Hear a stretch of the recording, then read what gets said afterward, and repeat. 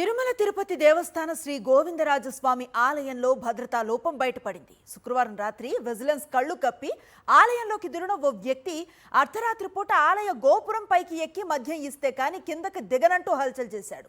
ఈ క్రమంలో గోపుర కలశాలను పైకి పెకిలిస్తూ బెదిరింపులకు దిగాడు.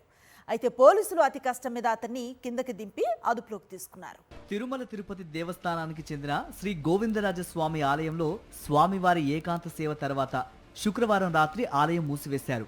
అయితే ఆ సమయంలో భద్రతా సిబ్బంది కళ్ళు గప్పి మద్యం మత్తులో ఉన్న ఓ వ్యక్తి ఆలయంలోకి చొరబడ్డాడు. నేరుగా మహాద్వారం లోపల ఆలయ గోపురం ఎక్కాడు. అక్కడ నిల్చొని 90 ml మందు బాటిల్ ఇస్తేనే కిందికి దిగుతానంటూ హల్చల్ చేశాడు. మద్యం బాబును గమనించిన విజిలెన్స్ సిబ్బంది కిందికి రావాలంటూ బతిమాలారు. అయినా అతను వినలేదు. చేతిలో రాడ్తో ఆలయ కలశాలను ధ్వంసం చేస్తానంటూ బెదిరించాడు. దీంతో ఫైర్ సిబ్బందిని రప్పించి గోపురానికి నిచ్చెనలు వేసి మందుబాబును తాళ్లతో బంధించి బలవంతంగా కిందికి దించారు. ఈ పని చేయడానికి పోలీసులు 3 గంటల పాటు శ్రమించాల్సి వచ్చింది. సదరు వ్యక్తిని తెలంగాణ రాష్ట్రం నిజామాబాద్ జిల్లా కూర్మవాడ పెద్ద మల్లారెడ్డి కాలనీకి చెందిన కుత్తడి తిరుపతిగా గుర్తించారు.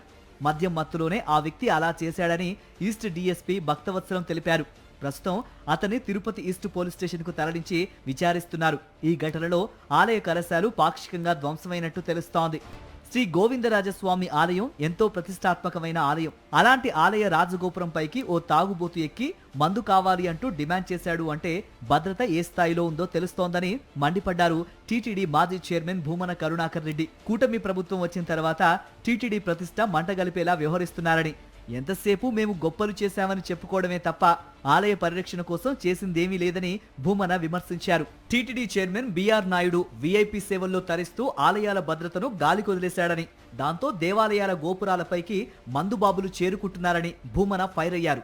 ఈ ప్రభుత్వం వచ్చిన తర్వాత వెంకటేశ్వర స్వామి ఆలయ ప్రతిష్టను ఇనుముడింపజేస్తాము, తిరుమల క్షేత్ర పవిత్రతను కాపాడుతాము, దేవాలయాల పరిరక్షణకే నడుం బిగిస్తాము అని ప్రగల్భాలు పలికినటువంటి చంద్రబాబు గారి ప్రభుత్వంలో ఈ 1.5 సంవత్సరాల కాలంగా తిరుమల ఆలయ ప్రతిష్ట పూర్తిగా మంటగలిపే విధంగా వాళ్ల చర్యలన్నీ కూడా స్పష్టంగా కనిపిస్తున్నాయి. ఎంతసేపు మేమేదో గొప్పలు చేశాము అని చెప్పుకొని భజంత్రీలు చేయించుకుంటూ ఉండటమే తప్ప ఆలయ ప్రతిష్టకు గాని ఆధ్యాత్మిక పరిరక్షణకు గాని ధర్మాన్ని కాపాడాలన్న ఉద్దేశం గాని ఏమాత్రం కూడా లేకుండా వివిఐపీల సేవలో తరిస్తున్నటువంటి బిఆర్ నాయుడు గారి నేతృత్వంలో తిరుమల ఆలయం మరింతగా పాలన గాడి తప్పింది. టీటీడీలో నిఘా భద్రతా సిబ్బంది పూర్తిగా వైఫల్యం చెందింది అనడానికి గోవిందరాజస్వామి ఆలయంలో జరిగిన ఘటనే ప్రత్యక్ష నిదర్శనమని భక్తులు మండిపడుతున్నారు.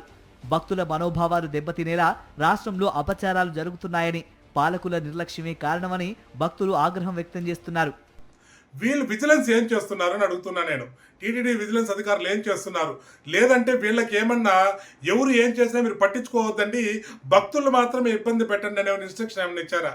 భక్తుల్ని ఇబ్బంది పెట్టడానికి ఉండే శ్రద్ధ వీళ్ళకి అక్కడికి వచ్చే తాగుబోతులకు కావచ్చు, ఈ భిక్షమెత్తుకునే వాళ్ళకి కావచ్చు, వాళ్ళని కంట్రోల్ చేయడానికి ఎందుకు ఉండట్లేదు?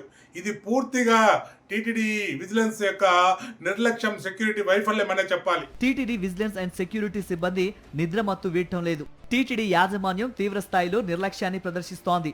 వైకుంఠ ఏకాదశి నాడు సెక్యూరిటీ సిబ్బంది నిర్లక్ష్యంగా వ్యవహరించిన తీరు మర్చిపోకముందే తాజాగా తిరుపతి నగరంలోని శ్రీ గోవిందరాజస్వామి ఆలయంలో జరిగిన ఘటన మందుబాబు వీరంగం టీటీడీ భద్రత డొల్లతనాన్ని మరోమారు బయటపెట్టింది. పాలకుల్లో చిత్తశుద్ధి లేకపోవడం వల్లనే రాష్ట్ర వ్యాప్తంగా ప్రసిద్ధ ఆలయాల్లో అపచారాలు శృతిమించాయని ఆధ్యాత్మికవాదులు, రాజకీయ పరిశీలకులు భావిస్తున్నారు.